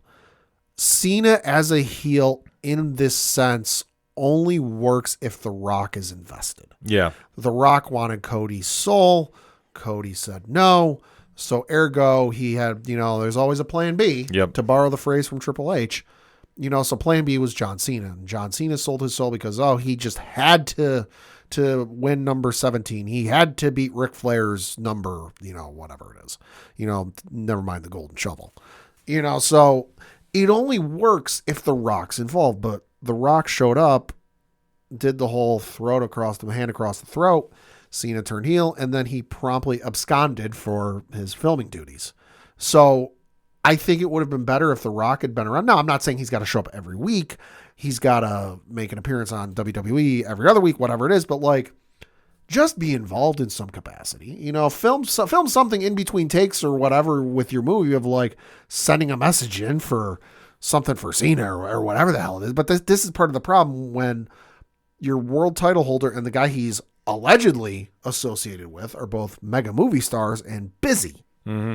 Yeah, I mean, that's the one tough thing you have to deal with is The Rock doing this angle. He needs somebody on TV every week. And even when they get Logan Paul involved, because now obviously the match ends with Jey Uso winning. Yep. Cena came out, tried to interfere with the matchup. Didn't work because a returning Cody Rhodes came out. The quarterback. Even the odds. So now the setup is, and it's already been announced for Money in the Bank taking place on Saturday, June 7th, is going to be a tag match between Cody Rhodes and Jey Uso against John Cena and Logan Paul. Which will be a fun main event. Oh, yeah, that'll be great. Yeah, I mean, that's a perfect way to do a tag team match that doesn't tie up Cena, doesn't tie up Jey Uso. Yeah. I mean, granted, the world titles won't be defended, but they don't need to be. The real main event that night is Money in the Bank. Yep. So whoever wins that match, I mean, that's the big takeaway from this night. So yeah, if they want to do this will be a fun match. I would not doubt we get maybe a Travis Scott appearance. I know it's been rumored. Yeah, there's been rumors. Maybe he shows up and then they add Jimmy Uso because I know that was a heavy rumor going around too. Sure. So they'll do some kind of fun shenanigans here, but this is a perfect way to kind of cap it off. Yeah. And then that wasn't even the biggest event going on. No, so then that biggest event was the next night, same building, for NXT, and that was NXT Battleground, which took place on Sunday. First match on this card was a singles match for the NXT Women's North American Championship with Sol Ruca defending her belt against Kalani Jordan, winning via pinfall in 12 minutes and 59 seconds. Well, I mean, this one really, was a great match. I would say it was solid. But everybody's talking about Sol Ruka's finisher, Oh, shit. which is insane. Yeah. I mean, that's the big thing. You want to get the internet talking, you hit a move like that. Her Soul Snatcher from the top rope is just freaking it. Like the timing involved in that. Kudos to everybody involved. I mean, enough said. No, yeah. Phenomenal. I mean, what are you going to say about phenomenal that? match. If you haven't seen the Soul Snatch, go look it up. It's incredible. Next up was a 6-man tag team match with Hank and Tank, them being Hank Walker, Tank Ledger, and Josh Briggs, defeating the Culling and Brooks Jensen, Nico Vance, and Sean Spears, with Izzy Dame in their corner via pinfall in 9 minutes and 26 seconds. Well, the one thing about this, it threw me off, and this is not a slight by any means, but Briggs's partner when he went to Noah came off excursion, if I'm not mistaken. So now he entered the match. Yep. And I honestly forgot about it. Yeah. So I was kind of like, who is this guy? And then I was like, once they mentioned his name, I was like, oh. Yep. Okay. Yep. So I get it for that aspect. But I mean, I thought that There's a little too much going on. Yeah, I mean, it was just kind of a busy match, I would say. But I mean, I'm not mad about it. No. I thought it was a fun match for what it needs to be. Hank and Tank had just not sold me yet, but that's me. It's still early. It's still early, but like I say, I trust what Chef Shawn Michaels is doing down there in NXT, so I'm not mad about it. Next up was a match that certainly tore at your heartstrings, and that was Channing Stacks. Lorenzo defeated Tony D'Angelo via pinfall in 15 minutes and 14 seconds. I need a moment on this one. In the arms of an angel. In the arms. This is brutal. This was. I figured you wouldn't like this match. You know, the best TNA gimmick that's not in TNA was torn apart. It's TNA adjacent. Yeah, which the only thing I was waiting for is Stack to say he was a Fed. Ha! I was waiting on that, but it did not happen because this was the emotional storyline that they wanted to do. I mean, granted, the whole thing with Tony D'Angelo's family is just funny. Amazing. Oh, yeah. It's amazing. I mean, remember, somebody beat a murder case by winning a match. Okay, That's true. let us never forget that. So somebody call up Law and Order. Yeah. I got an episode idea. So, but this one, I fully believe now Tony D'Angelo's coming to the main roster. Probably. And listen, I'm not mad about it. I never thought I'd say this because honestly, I always thought when he first debuted in NXT when it was 2.0 and the tie-dye color logo, I never saw it in him. Yeah. But he's had time to develop. He's very solid. He's a fun character. I don't know how that's going to go in on the main roster though. That's my only fear for him. Yeah. But this was a natural storyline end for him. So. I think the character can work if you maybe put a little bit of a Sopranos, spice to it. I'm not saying go full Tony Soprano and start offing guys. No. But if you take it a little more seriously than they've done on NXT, I think to a degree it could work. You'd have to pair him with he needs a big muscle enforcer. Yeah. And you need to pair him with a tag team. You need to give him a new family up there. Sure. I don't know who you do, to be honest with you. Sure. I really don't, so I can't even suggest. But if they do something like that, maybe it could work. But I think he'll have a decent run up there and Triple H would know how to push him too. Oh, absolutely. So. Absolutely. Next up was a singles match for the NXT Women's Championship, and you had Stephanie Vaquer defeat Jordan Grace via pinfall in 16 minutes and 7 seconds to retain her Women's Championship. Okay, so 2 things. One, great match. Oh, yeah. I mean, take my money now. Yeah. Both of these women absolutely tore the house down. However, though, I don't like it that we already hit the reset on Tuesday. Yeah. With JC Jane winning the title from Vakir. Well, I think that's just because Vaquer's main roster bound, a la Julia. I would say you got to remember, Vaquer, for the better part of a month, has been pulling double duty between NXT and Monday Night Raw. Right, which, I mean, it makes sense. Yeah. But I think it's a case of they wanted to let her develop a little bit further, a little bit more down on NXT. But I think they saw how well she was received at the Royal Rumble. Let's face it. Oh, sure. She got the biggest pop of the night in the Women's Royal Rumble. Tell me otherwise. And I think they look at the pops she got on Monday Night Raw, which weren't necessarily in wrestling heavy towns. It wasn't like she was in Philly and got a pop in Philly. But all right, well, hey, it's Philly. Let's understand. I think they saw just how popular she is on the main roster and listen, let's strike while the iron's hot now. Well, you can do that, but I guess here would be my thing. Okay. You can already have this match with Grace. If you need to run it back at a later date, whatever you can. Sure. I would have done the title switch there. It's nothing against JC Jane, but okay, that was a super shock. Sure. But where has she been in this title contention? And like now you write off Vakir if she's going to the main roster, but she kind of has to have a rematch down there. Yeah. So Could be your last match in NXT. It's a weird thing. It could be the typical last match. Well, it could be, but I can't see it. Like for some reason, I just thought it was kind of an odd booking in that sense. Sure. I'm not mad about it. I'm not even mad about Jane getting the title because I think that out of the whole Toxic Attraction squad, she had a lot of potential to really have that breakout moment. Oh, yeah. And I never thought she got it. And so I'm glad to see that she is now. Albeit though with the Fatal Influence, I think is the new faction name. Yes. Like I'm not really sure what they're doing there per se, but we'll listen, I'm just happy she got the title, Hey, so I'm listen, cool with that. Let Chef Michaels cook. Oh, of course. I'm Next. not, like I said, I'm not mad about it. Next up is a singles match for the NXT Championship, and you had Obafemi defend his belt against Miles Bourne, winning via pinfall in 16 minutes and 49 seconds. This went the way I thought it was going to go. Yeah. I wasn't super shocked. I know a lot of people are high on Miles Bourne.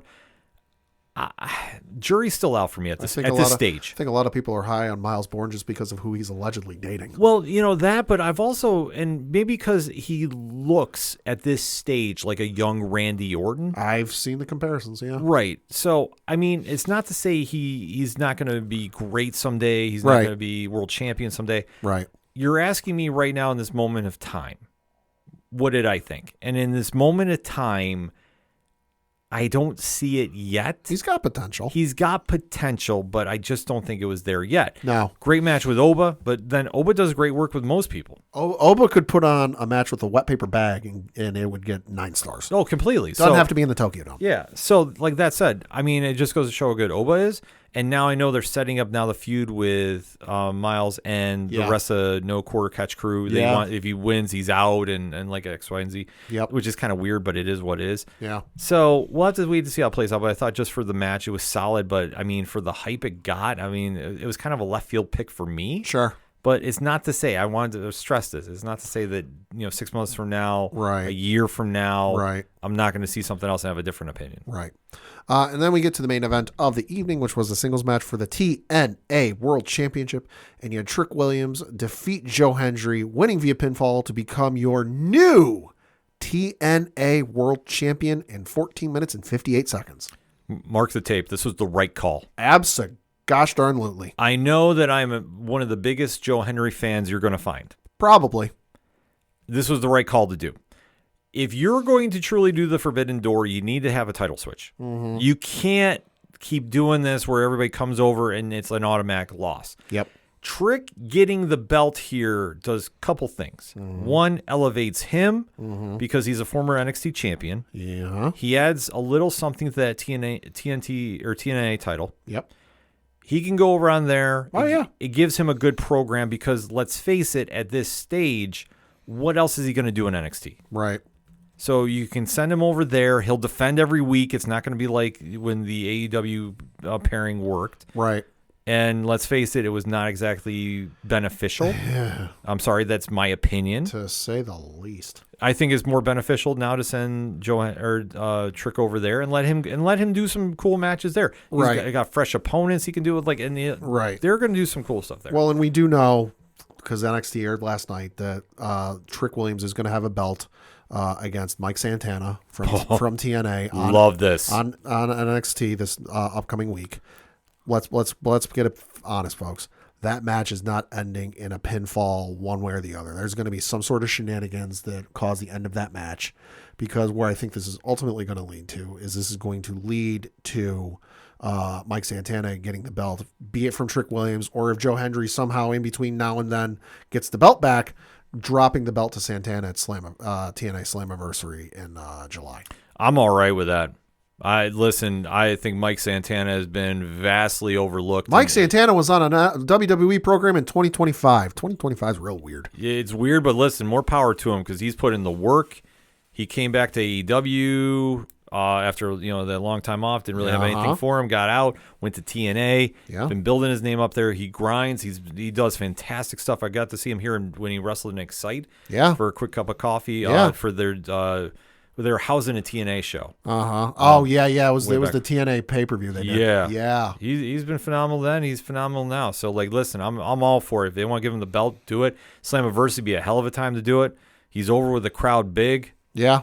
Make it happen. Yeah. And then it's all building to Worlds Collide, which is taking place in June 7th, and that card's already stacked. Oh, that card is. We got 4 matches. I'm already sold. Yeah, I mean, the one is a match of the year. Forget about it. So you got Legardo. You got a 6-man tag match. Legardo, Del Fantasma. So that's Santos Escobar, Angel, and Berto taking on El Hijo, Dr. Wagner Jr., Pagano, and Psycho Clown. You've got the singles match for the AAA Mega Championship with Chad Gable taking on El Hijo del Vikingo. Yeah, which, listen, I don't care that they spoiled the ending of what's happening with Alberto Del Patron. I don't care. Don't care. Do not care. You've got a tag team match with Stephanie Vaquer and Lola Vice taking on Chick, Tormenta, and Dallas. Spoiler alert, Lola Vice is turning on Stephanie Vaquer in that match. Yep. And then, this match. Fatal 4-way for the NXT North American Championship. Ethan Page defending his belt against Javon Evans, Laredo Kid, and Ray Phoenix. Don't blink. Oh my God. Don't blink. This card's going to be incredible. It's going to be insane, but this is what you should be doing when you do super cards. Uh-huh. Like, take note, companies. I'm sitting there looking at this card going, I don't even have to think about watching this card. I'm looking at this card going, when does it start? 3 p.m. Eastern Standard Time, and then, like I say, it kicks off a big weekend. Too. Yeah. Like I said, with Money in the Bank, Money too. in the Bank, too, yeah. There's going to be a lot of wrestling, which, listen, is not a bad thing when it's good. Mm-hmm. So, a lot of things to be excited about. I know that they've just announced about Evolution 2 is taking place. Uh-huh. Oh, Saturday night's main event, so It's down the in day Atlanta. after. It's the day after. So it's Saturday night's main event, and then Sunday's Evolution 2. Listen, big buckets to win, folks. It's time to get. If you're not into wrestling now, I don't know what to tell you because it's some of the best stuff going on right now in any Fed you're turning into. So that said, Pad, I think that covers us for wrestling the week. I think so. So for anything else we might have forgotten, obviously Wrestling Night Live, go hit them up, and obviously we'll catch up on the social medias because we're going to tell you, use the hashtag ODPH pod. Give us your reactions to what's going on from the fallout of Saturday night's main event and NXT TakeOver Battleground. There's so much going on in the world of pro wrestling. We definitely want to talk to you about it, so let's talk about it, shall we? We're going to get our last break out of the way, and we're going to come right back.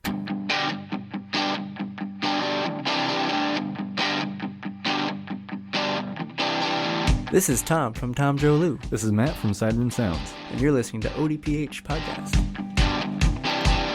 Wanna go where no one knows my name, to the desert, the oceans, or the plains. 'Cause I wanna. Coming back for the final segment on this supersized edition of the ODPH podcast. Pad, what you got? Got a couple things to talk about. I'm going to start with some sports, and we're going to start with the local minute and looking at the standings for AA baseball, where our Binghamton Rumble Ponies play in the Eastern League. Another week, still in first place. Let's ride. A little bit of a bigger lead this week. Binghamton Rumble Ponies sitting in first place with a record of 28-17. They are 3 games ahead of the Portland Sea Dogs, the Boston Red Sox affiliate. 5 games ahead of the Hartford Yard Goats, that is the Colorado Rockies affiliate. 6.5 games ahead of the Somerset Patriots, that is the New York Yankees affiliate. 10.5 games against the Reading Fightin' Phils, that is the Phillies affiliate. Hey, kudos to Reading. You got out of last place. Hey, now. And then 11 games ahead of the New Hampshire Fisher Cats, that is the Toronto Blue Jays affiliate. Looking at their schedule from this past week, because boy, did they ever have a week. Yeah. Folks, in case you don't live here in the Northeast, it was a little wet last week. It rained like every day, it felt like. Needless to say, in the game series, the Binghamton Rumble Ponies played against the Richmond Flying Squirrels. They put the tarp on the field 15 times. Jesus. I didn't count that. The Rumble Ponies did. But looking at their schedule from this past week, they had their game on Tuesday. They won that by the final score of 4-1. The game on Wednesday was suspended, played at another date. The game on Thursday didn't even happen, was postponed and made up on Sunday as part of a doubleheader. So Friday they played a doubleheader. The first game was a part of the game that was suspended on Wednesday. They won that game 5-4. They played the regularly scheduled game in game 2. That was a 6-1 loss. Came back Saturday, won that one by a final score of 3-2.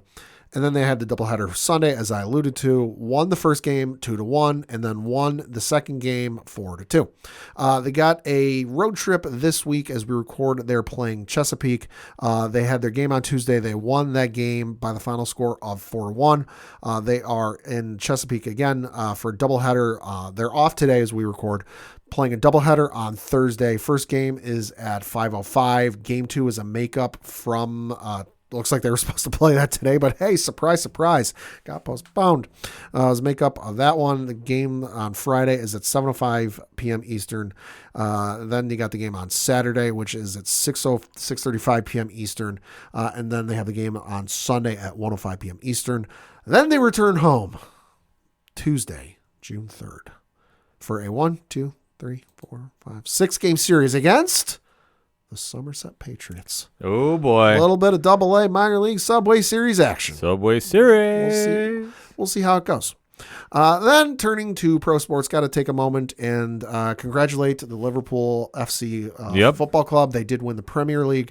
Should note they celebrated on the field with fans in attendance for the first time in 35 years. That was wild. Which, hey, they did win it 5 years ago, but as we all begrudgingly remember 5 years ago, COVID, no fans in attendance, so they didn't technically celebrate with anybody. So, hey, kudos to them. And we do want to send our well wishes, thoughts, and support to the fans that were at the parade the next day. Unfortunately, someone decided to drive into the crowd there, and there were some injuries. As we record, nobody has died. Yes. There were 60-something folks that were injured, some of them kids. All but, I think, less than 10 now, I think was the last number I heard, have been checked and released. There are a couple that are still in critical condition, but they're doing okay. Nobody has died, but we do want to send our well wishes, thoughts, and supports to those folks. Absolutely. Then we're going to talk a little bit of entertainment news. We did find out today when the next Pokemon release date is. So this is Pokemon Legends Z through A. The pre-order, I'll tell you right now, pre-order is going up on the Nintendo eShop and My Nintendo Store on Thursday, June 5th. Excuse me, just the Nintendo eShop. That is going to begin. Pre-orders are going to begin Thursday, June 5th.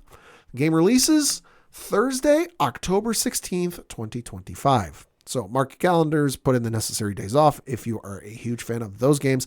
I know my wife will at some point be playing that game, and I can't wait to watch it. Pretty sure Sammy is from Nerd Initiative as well. Sammy's taking the whole week off. Let's be real. I could imagine she's going into.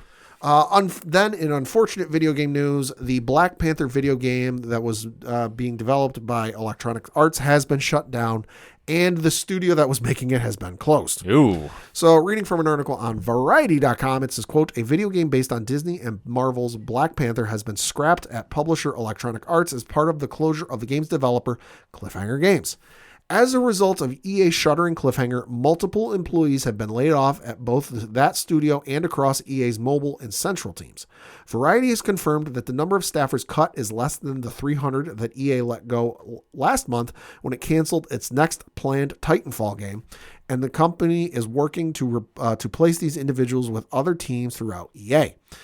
In an email sent to staff Wednesday, EA Entertainment President Laura Meal said these moves were made to, quote, sharpen our focus and put our creative energy behind the most significant growth opportunities, close quote.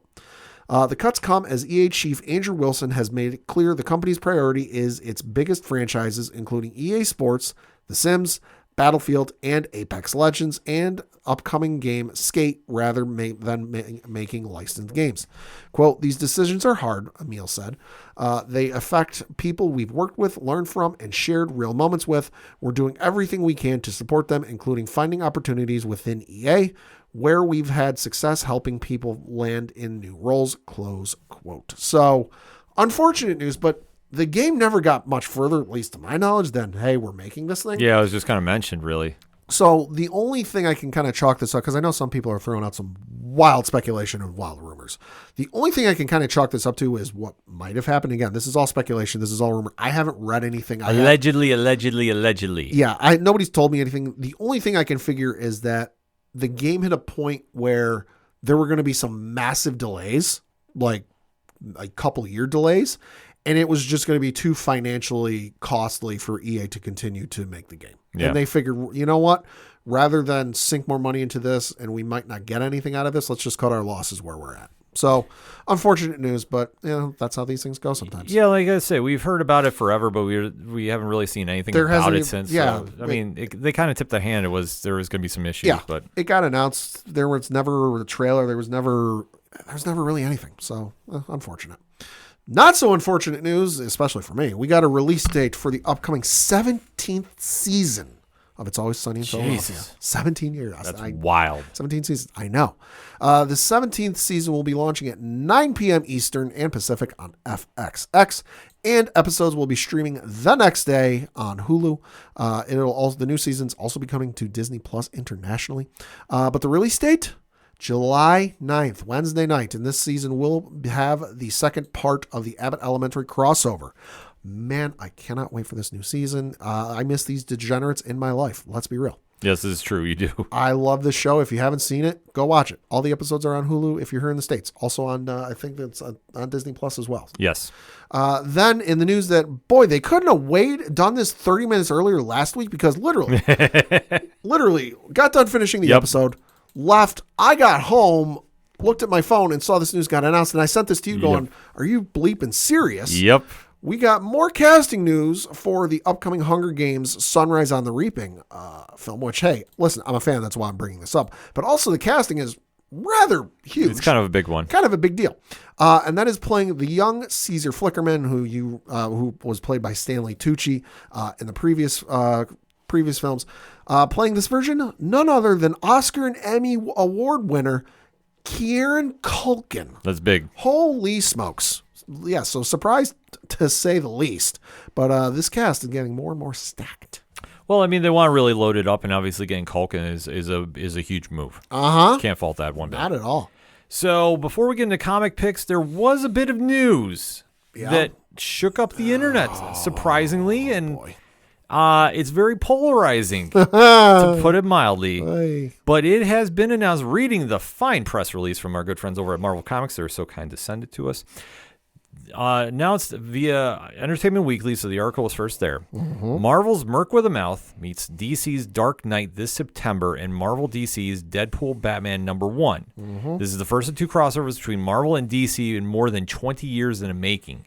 Produced by Marvel, Deadpool/Batman will be followed by Batman/Deadpool, produced by DC, on sale this November. So Deadpool Batman will be written by prolific Spider-Man comics writer and co-writer for Marvel Studios' Deadpool and Wolverine, Zeb Wells, and drawn by industry superstar Greg Capullo, end quote. So I'm showing Pad the cover. The cover's nice. Cover is great. It's Greg Capullo. Yeah, you can't mess that up. So that is going to be on sale September 17th. Pad, your reaction before I get to the DC one? So on the surface for the whole thing, I'm excited for the prospect of it just because I was not into comics. I read some comics, but I wasn't actively collecting them and reading them when they last did this. So for this to be happening at a point where I'm invested and I'm interested, super excited. As for Zeb Wells writing, not a fan of that. I reviewed most of his run for Spider-Man on Nerd Initiative. I'll just say this. If you're a fan of Nightwing and Babs, be afraid. Be very afraid. If you know, you know. If you don't, hit me up on social media. I'll tell you why you should be afraid. I'm not a fan of Zeb Wells' writing.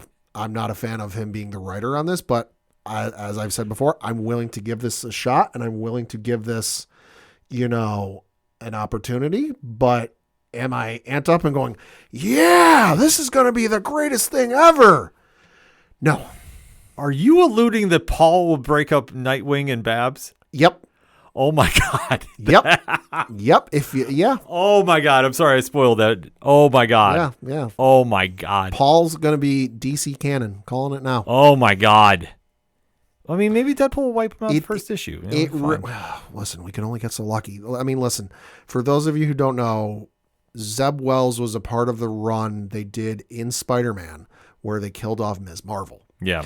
and it was told to Zeb Wells. It was this was what was reported. We don't We'll put the actually allegedly. We don't know what was actually, but it was allegedly told to Zeb Wells that he shouldn't make the convention circuit when that issue was coming out because the reception was less than stellar. Yeah. I mean, here's the thing. Wells is a polarizing author. Mm-hmm. And like Pat alluded to, there is plenty of people that were not fans of his run of Amazing Spider-Man. Mm-hmm. Listen, we're not going to sugarcoat it by any stretch of imagination. We both were not fans of the run. Nope. So him coming over to do Batman Deadpool, I mean, listen, I hope he proves me wrong. Yeah. Listen, I'm going to be picking this issue up. There's no way I'm not going to. Oh, yeah. Agreed. And the fact that he co-wrote Deadpool Wolverine is a good sign he can write Deadpool. Mm-hmm. So listen, I'm not going to argue that. I don't know what to expect with this issue. Yeah, I don't either. It's an interesting pairing, I'll say that. It's a very interesting pairing, but then again, to flip it to the DC side of things, their pairing is even more strange, in my opinion. Because the writer of that book is going to be Grant Morrison. Which, okay, yeah, makes sense. Listen, he's written Batman before. I will admit, makes sense. I was not the biggest fan of his run there. Sure. Albeit, though, it's not in the same level of like me not liking what Zeb did with Spider-Man. I want to stress this. Sure. But then again, you have Dan Mora drawing it, so it's Dan Mora. Yeah. I will read anything Dan Mora draws. Enough said. So I'm interested to see how this plays out. But then again, I am also not the biggest Deadpool fan in the world. I will listen, I'll be honest. I don't mind the character. I think he's kind of grown out of the superhero realm, per se, with how pop culture has taken him. So it's tough for me to get into a story involving him. So I'm waiting to see what they do here. But I'm going to say the big win for us as fans is Marvel and DC are willing to play ball again. Yeah. And it's been far too long since we've had it done. Mm-hmm. So I am more excited about that aspect, that it can open up more doors. Yeah. I can't tell you who I'd want to see crossover at this point. Sure. I'm just kind of more shocked that the door is now swung open, like the real forbidden door. Yeah. Because it's like they allude to, it's been over 20 years. Yeah. I think I don't think we'll see a lot of the same pairings we saw before. No, I don't think so. Why retread the same path? I think I will say this. If I have to put a lock on it, we will not, and I repeat, not see a Marvel versus DC. No.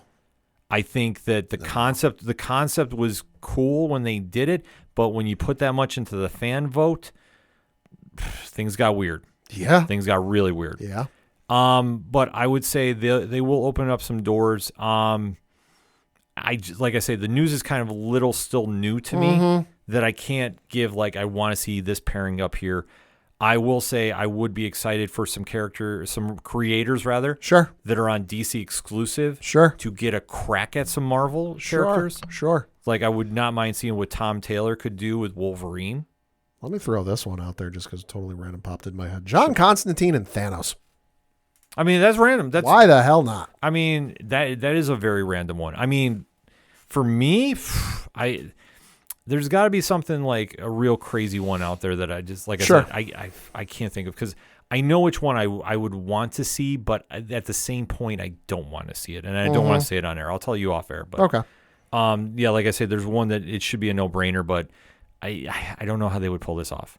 But then again, if I can have Mark Waid doing an Avengers story, yeah, I'm all in, and I'm just going to put it out about that. So anyway, that's going to be something to look for at the comic shops. That will be one of the biggest books of the year. Yeah. Like, listen, love it or hate it, people are going to... That book's going to do numbers. They're going to do numbers for both, and that's good for everybody, because, if you can do more kicking in the door like this, that opens up. And then, obviously, you got to figure there's going to be a Spider-Man book involved. Probably. But, obviously, there's one out this week, so we got to start talking about that. Because, Pat, what you picking up? Picking up Ultimate Spider-Man issue number 17 by Jonathan Hickman, and you've got David Messina on the artwork. This issue, oh boy, not as action-packed as previous issues are, but still packs a punch when you read it, because this is an issue. Obviously, we have what happened in the previous issue with Harry Osborn. He was alive, and he was dead. Now he's alive again. We had the whole plot twist with, oh my God, his wife Gwen Stacy is Mysterio. And that whole thing, this is a bit of fallout from that, continuation of that. Peter doesn't factor all that much into the issue this week. He does show up, but he's not the main focus. Issue with this issue, though, oh boy. It's setting up some stuff. It definitely feels like one of those, turning the corner when you're walking down the street where things ain't going to be the same after this. You can tell that things are kind of pulling and kind of tension is building. Wilson Fisk does show up to remind you, hey, I'm still around. That not a whole lot happens, but I feel like that's just a nice little nudge, a little, hey, he's still around. Don't forget this guy.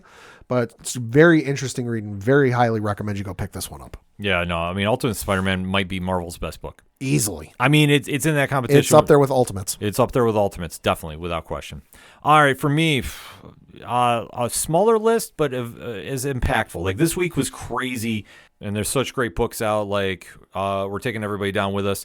Number 3 is out. That's amazing. One Assorted Crisis Events. Number 3 is out too from Image Comics. Both are amazing. You'll Do Bad Things. Number 3. Like I say, it's been a wild week. Like I say, trying to do reviews for all these. Yeah. Not happening, but this is why we have a bullpen here at Nerd Initiative, and nobody does it like them. But very quickly, Comixology Originals, The Adventures of Ulysses Monarch with a friend of ours, Mr. Mark Guggenheim, writing. So this is the continuation of the action-adventure sci-fi epic he's doing where Ulysses Monarch is going around trying to get artifacts from the past in 3026, and obviously that's causing a lot of problems. This issue, very, very solid. Doing a little building, a very shock ending too, as they're kind of expanding this universe out, so definitely one to check out. Comixology Originals, don't sleep on it, folks. You definitely don't want to. Over at DC Comics, though, John Jones, Martian Manhunter, absolute Martian Manhunter, should we say. Dennis Camp, Javier Rodriguez, one of the best books out, without question. Like I say, everything they're doing with this has been absolutely top shelf and top level. So I cannot stress it enough.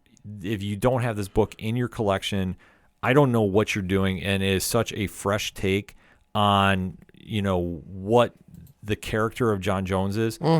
And to see where they're going and redefining the mythos has just been insane. And this one, like I say, does not miss the mark. No. Might be my favorite Absolute title. And that's up there with Absolute Batman. So just putting it out there. Also, Skybound Entertainment, Image Comics, G.I. Joe number 7. So this is the fallout, per se, of the Cobra Commander Duke showdown they had. But they take it in a different route because they introduced Night Force. Oh, okay. So we see a lot of Beachhead, who we know from, he's just in the Silent Missions saga that was going on there, but this is Energon Universe, so we see his debut here. And oh man, there's a lot of stuff happening in this one. But like I said, I love this series. I think it's one of the best ones out. And then over at Energon Universe, yet again, Void Rivals 19. So this is a solo spotlight on Scuzoid. Okay. From the Transformers universe. So you get a lot of background on this character. Standalone issue. So is Robert Kirkman. Connor Hughes is on the art for this one. So you definitely want to check that out. Obviously, Energon Universe doing big things. Also, DC Comics, Pat, I'm showing you the cover. Yo. Superman 26. So this is Joshua Williamson, and 3 artists are on this book too. Oh, wow. Sean Ezekis, Eddie Barrow, and Iber Ferreira. Okay. So apologies if I messed up anybody's names, but this is one that they're dealing with the fallout that happened last issue. Lois Lane is depowered, Lex Luthor is back in jail, and bad things are happening in Metropolis. So insane issue. Love how they're setting this up. This is tying back to everything Williamson has been doing since the beginning of his run, so you definitely want to check that out. The penultimate chapter in the We Are Yesterday crossover happening between Batman, Superman, World's Finest, and Justice League Unlimited is in place. So Justice League Unlimited number 7, this is Mark Waid and Travis Moore. And this is one that, like I say, if you like your classic superhero stories, Mark Waid does not miss. And a lot of moving parts here. We're having the big showdown that they've been building. A lot of setup. Like I say, it's a fun story, and I've been digging everything about it. Last but certainly not least, and this is one that I will say has gotten the most polarizing reaction out of me. Okay. And a lot of people online. Batman Hush 2. Oh, yeah. So the latest chapter, number 160, this is by Jeff Loeb and art by Jim Lee. I'm going to be honest, and maybe this is going to sound like a weird take, Pat. I don't know. Okay. I am so lost on whatever they're trying to do here. Oh, boy. Like, the art is on point. Okay. And I love the art. Jim Lee does no wrong in my eyes. I have no idea where Jeff Loeb is going with the story. Which could be a good thing, could be a bad thing. There's quite a few confusing parts Okay. in this. One is involving the Riddler. Oh boy. who they've redesigned and looks very 90s-esque in Yeah, this. I okay. will say, like, if I have to fault Jim Lee on one thing, I'm not a fan of the redesign. Okay. But what they're doing is to kind of, I'm obviously not going to spoil the issue, but I will say Batman has been protecting the Joker since he was attacked by Hush. Right. There was a conflict involving Jason Todd Oh Lord. and Batman. Oh boy. And how Jason Todd is written in this, I find fault with. Oh, okay. And especially when you find out more of how his involvement with this story, Right. I find more fault with. And then we get to the ending of this issue where, like, listen, there's a couple cool parts involving what Hush has done for a few characters. I think is okay, this is kind of an interesting take. But the ending is so left field. I'm like, wait, what? And then you have this amazing final page, and I literally just sat there and went, the hell just happened here? Yeah. Like I'm so taken out of it because I'm so confused about what happened prior. So I know we've had some friends of the show, like shout out to our guy Chris from Bada Boom Podcast, has done some videos on this and been like, the story is just what? I'm tending to believe it. Yeah. I'm still sticking with it because I love Jim Lee's art. Sure. But I'm hoping one thing happens here, and if it does in the last issue, I will personally come on the show and I'll say I was wrong about the story. Okay. So we'll have to wait and see. But that has been our picks for this. But if you want more reviews, Nerd Initiative has you covered. I want to say we hit 40 this week for reviews between video and written. So nobody's doing new comic book day like Nerd Initiative. Nobody. And I can go into more details about it, but I'm not going to. So that's why you got to go click it on here. But that's why you go to ODPHpodcast.com first, because we have the link right there. It'll take you right to the page you need to go to. And for anything else I might have forgotten, it's ODPHpodcast.com, because that's it for this week. So for the one and only Padawan J, Fuck the Astros. I'm your host, Ken. Thank you as always for listening to the ODPH Podcast. We'll see you next time.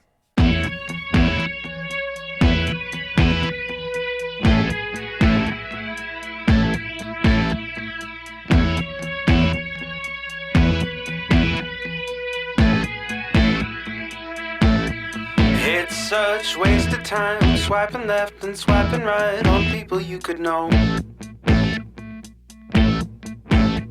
'Cause anyone who's worth a damn be worth way more than a picture could ever show. You could find the right light, find the right angle, and never find your soul. And it can feel like a losing battle, and this plot is full of holes. This modern way of finding love just makes me feel so alone. And I can't be the only one sick of staring at my phone. So look up, talk to me, a better way to spend our energy. Just look up, talk to me. We don't have to float alone on the open sea. Don't know that I believe in the old time fable. Everyone has just one true love. All I know is you're across this table, and you're all I'm thinking of. So look up, talk to me, a better way to spend our energy. Just look up, talk to me. We don't have to float alone on the open sea. Talk to me.